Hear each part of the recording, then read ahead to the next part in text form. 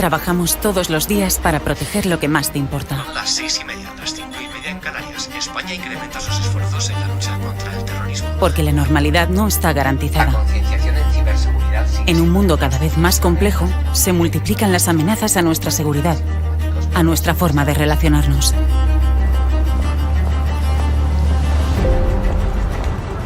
Tratamos de anticiparnos a las amenazas, hacernos las preguntas adecuadas para conseguir las respuestas correctas.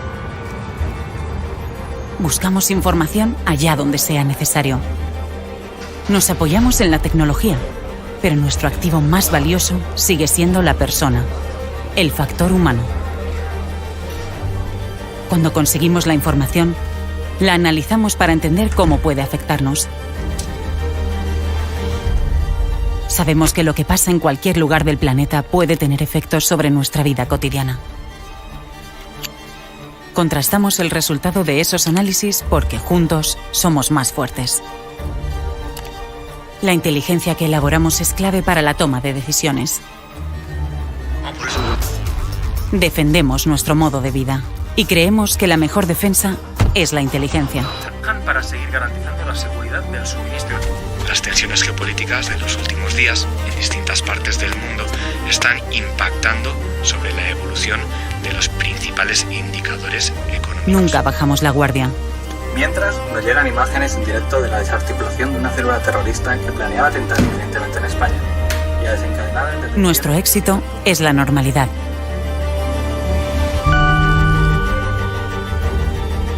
Por eso, trabajamos discretamente para proteger el futuro. Para que nuestro país sea cada día un poco mejor. Nuestra fuerza es la inteligencia. Somos el CNI.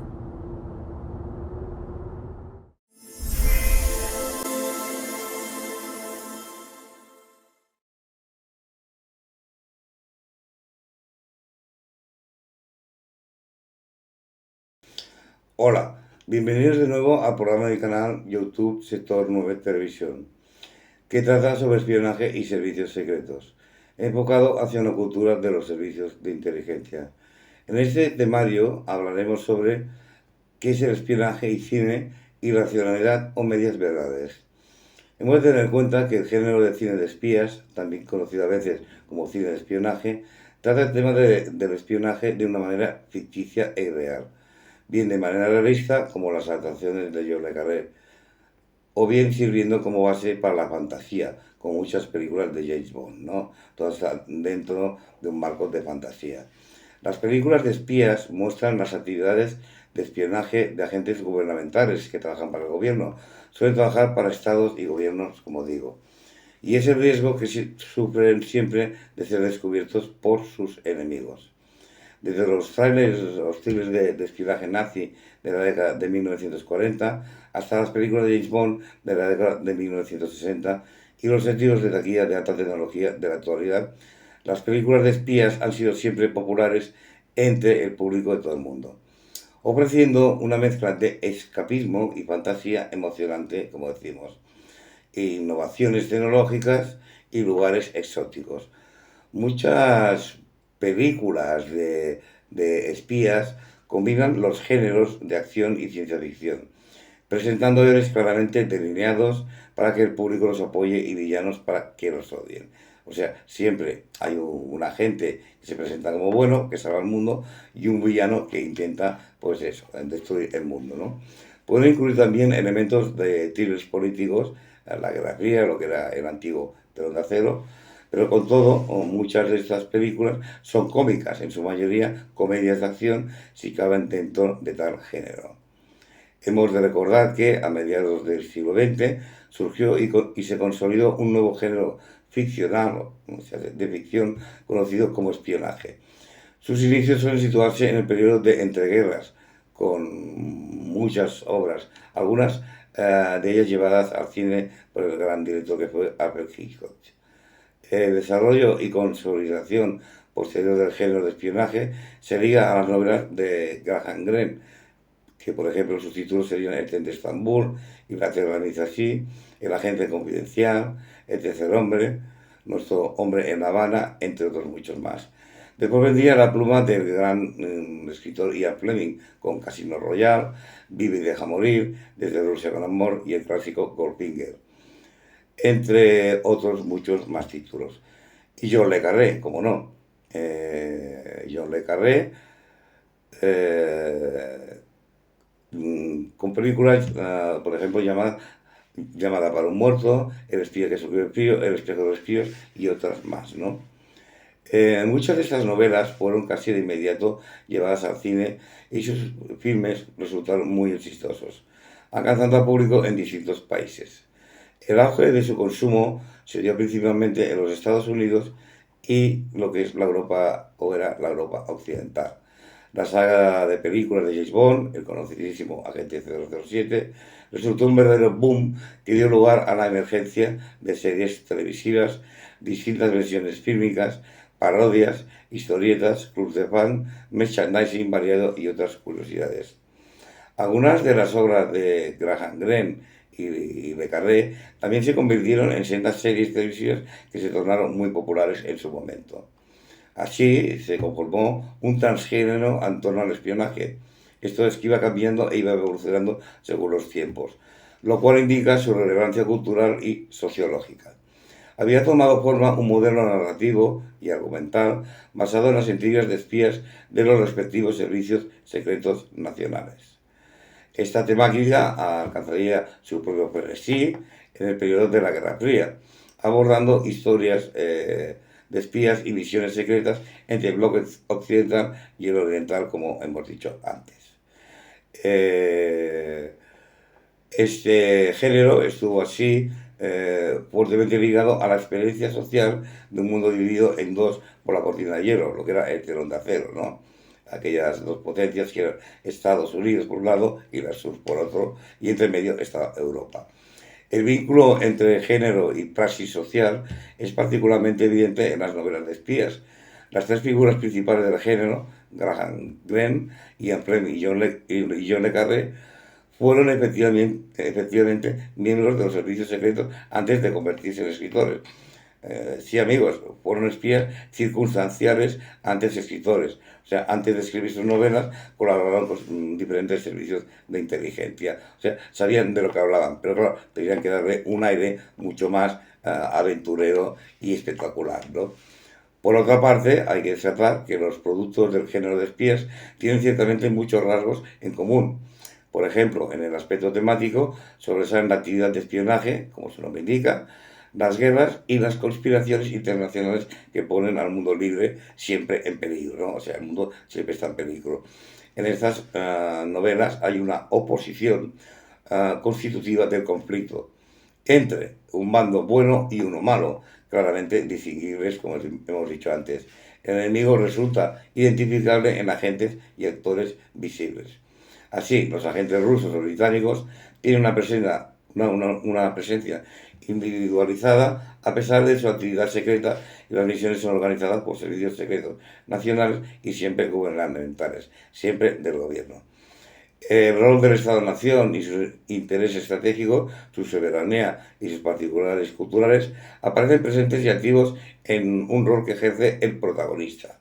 Esto es, las redes de intereses y los valores a defender son sustentados por los estados, entidades políticas y culturalmente y públicamente instituidas y reconocibles. Por ejemplo, quien le conoce el MI6 británico, el ex-KGB ruso o la CIA norteamericana, etc.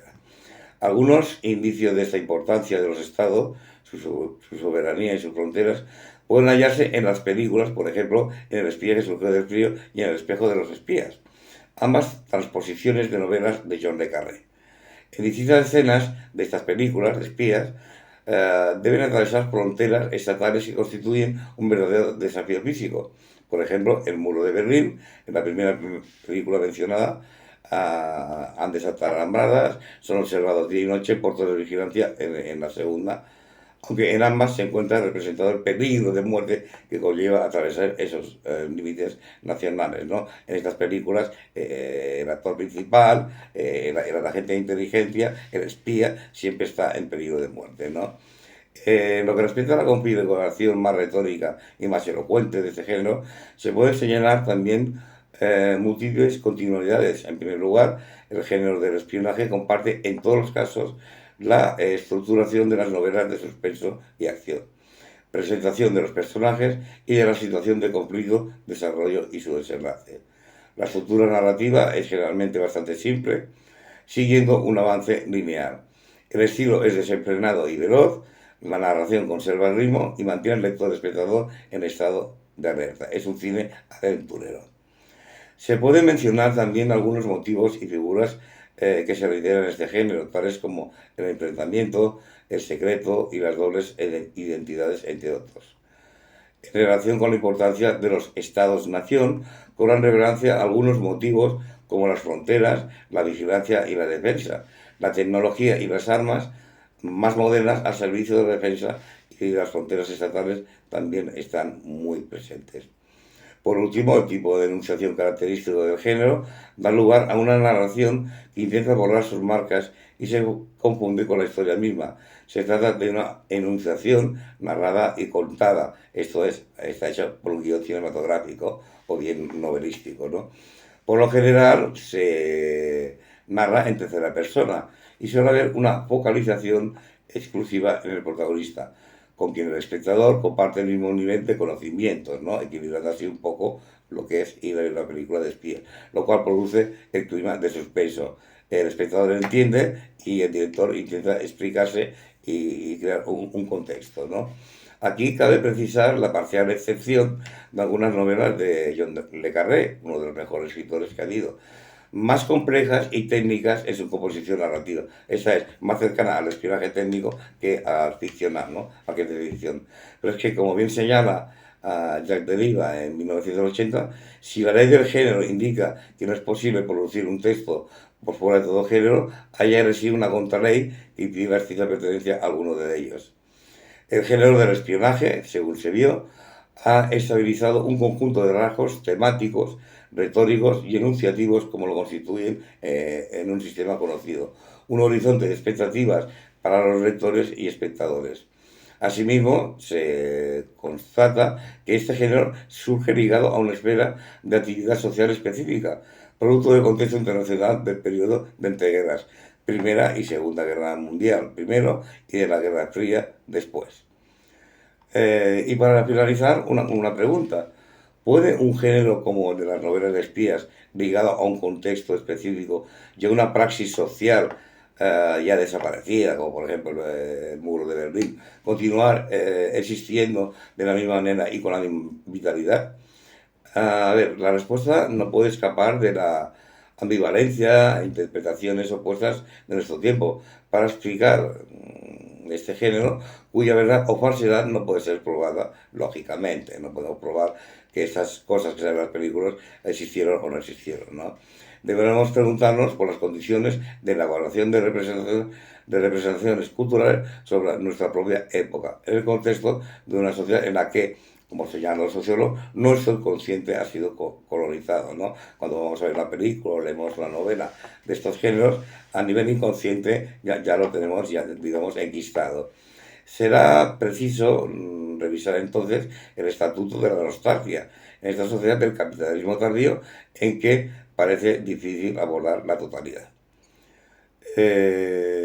También podemos decir que el género de los espías se encuentra vigente y vital todavía en este siglo XXI. Año tras año se estrenan nuevas películas de la saga Bond que resultan mundialmente exitosas. Por ejemplo, en 1995, el actor Pierce Brosnan tomó el rol de James Bond en GoldenEye, un film cuyo guión fue construido con los personajes y el esquema narrativo creados por Ian Fleming y en sus novelas, pero con ciertas adaptaciones que lo tornan más contemporáneo y más moderno. O sea, el espía de ficción, de novela o de película, avanza con la época, ¿no? Se vuelve más contemporáneo y más moderno. A partir de allí se produjeron otras películas como El mañana nunca muere, El mundo no es suficiente, Otro día para morir. Todas ellas gozaron de buena aceptación por parte del público. Paralelamente, pero a caballo del éxito de GoldenEye, en 1996 se estrena la primera saga de Misión Imposible, que ya es otro enfoque de lo que sería el espionaje. Digamos que la saga de Misión Imposible no es espionaje en estado puro, sino que es un cine o novela de mucha acción. Seguida en 2002 por la segunda, de la misma saga de Misión Imposible, y en 2006 con la tercera. Tom Cruise encarna a un agente del Servicio Especial de Seguridad norteamericano en una trama bastante cercana, retórica y temáticamente a las, digamos, anteriores. Esa vitalidad del género del espionaje, constatada con solo algunos de los ejemplos posibles, invita a formular una respuesta afirmativa a la pregunta que hemos embozado anteriormente. Pero frente a esta primera impresión es necesario notar que estas películas no constituyen una reelaboración del periodo de la Guerra Fría, sino que se trata más bien de la búsqueda de un sustituto del pasado histórico a través de sus objetivos culturales. O sea, dentro de la ficción dejamos atrás el clásico espionaje de la Guerra Fría, que fue su edad de oro, y obviamente por los problemas del mundo con la nueva globalización han evolucionado, son otros, son más tecnológicos, entonces se ha tenido que adaptar bastante este cine de espías, ¿no? Y sus estereotipos más populares también. Lo particular de esta reedición nostálgica, me llaman así, reedición nostálgica, es que los nuevos objetos culturales son un reflejo nostálgico de sus antecesores y no logran abordar la historia ni el presente de esta sociedad. O sea, como sabemos, la globalización ha evolucionado, ha cambiado el mundo y estamos en una nueva era en este siglo XXI. Por tanto, el espionaje ha evolucionado. Por consiguiente, las películas también tienen que evolucionar de alguna manera. La función de estas reediciones es entonces la que de satisfacer un deseo más profundo y efectivamente nostálgico de regresar a este periodo anterior y vivir una vez más sus viejos artefactos escénicos. Esto no quiere decir que hoy en día no se sigan haciendo películas que nos hablen, por ejemplo, de la Guerra Fría en este siglo XXI, lo que pasa es que quizás un poco más documentadas y mejor adaptadas. Y ese rasgo de la posmodernidad, que se le llama, nos permite comprender cómo la caída del género y su continua reaparición nostálgica. Es como un bucle, ¿no? O sea, podemos ver una película hecha hace pocos años o incluso hace pocos meses que nos hable sobre el espionaje, la Guerra Fría, y otra ya más actualizada que nos hable de una guerra tecnológica o ciberespionaje, ¿no? Pero siempre es como un bucle que nos va llevando al pasado y nos vuelve al presente. Más aún, las películas de James Bond se han convertido en balizas de tipo de las que menciona Renato Ortiz, un gran director, como elementos de la memoria internacional popular, constitutivas de nuestra actual modernidad y objeto. Una muestra proveniente de un producto televisivo permitirá mostrarlo. Hemos de tener en cuenta en un episodio reciente de la serie norteamericana Emergencias, producida por la National Broadcasting Company, la NBC, uno de los médicos viaja a un país africano llamado Darfur para trabajar durante un tiempo brindando ayuda humanitaria. Cuando su camioneta se avería, es recogido por un hombre del lugar y su hijo, este último, le pregunta por su nacionalidad. ¿De dónde es? ¿007 o Rambo? Claro, aquí se deja claro que el médico comprende y responde Rambo. Claro, la baliza cumple su cometido, porque si llega a decir 007, se identifica como alguien británico y si se dice Rambo, pues se identifica con alguien más norteamericano y más aventurero, ¿no? Por otra parte, la respuesta al interrogante por la continuidad del género es negativa, por cuanto podemos notar rasgos de su puesta en crisis y comienzan a aparecer obras antigénero. Eso es, son reelaboraciones que abandonan los rasgos temáticos y se apartan tanto de los esquemas que terminan rompiendo con el género y posiblemente estableciendo los cimientos de uno nuevo. Considerando el caso de uno de los escritores estrella de las novelas de espías, John le Carré, como estamos diciendo. Esta figura será el puente que nos condiciona del apogeo del género a su puesta en crisis, llevando a lo que quizás sea el tiempo dirá, ¿no? El surgimiento de un nuevo género novelístico que se podría rotular como he dicho antes, novelas de la globalización de nuestro mundo más actual, ¿no? De las figuras clásicas del género de espionaje, John le Carré, como digo, fue el único que siguió continuando escribiendo hasta que falleció. Ian Fleming, murió siendo relativamente joven en el año 1964, mientras que Graham Greene de alguna manera incursionó en otras temáticas y estilos a partir de la misma época. Es por ello que en las obras de Le Carré podemos rastrear la evolución del espionaje, o sea, el espionaje evoluciona en el cine en relación con las transformaciones sociales, políticas y culturales, como digo, de la globalización. Me centro en particular en una de sus últimas novelas, El jardinero fiel, que está basada en la novela homónima del mismísimo John Le Carré, que a su vez está basada en unos ensayos ilegales, y esto es real, llevados a cabo en niños nigerianos por empresas farmacéuticas en 1996.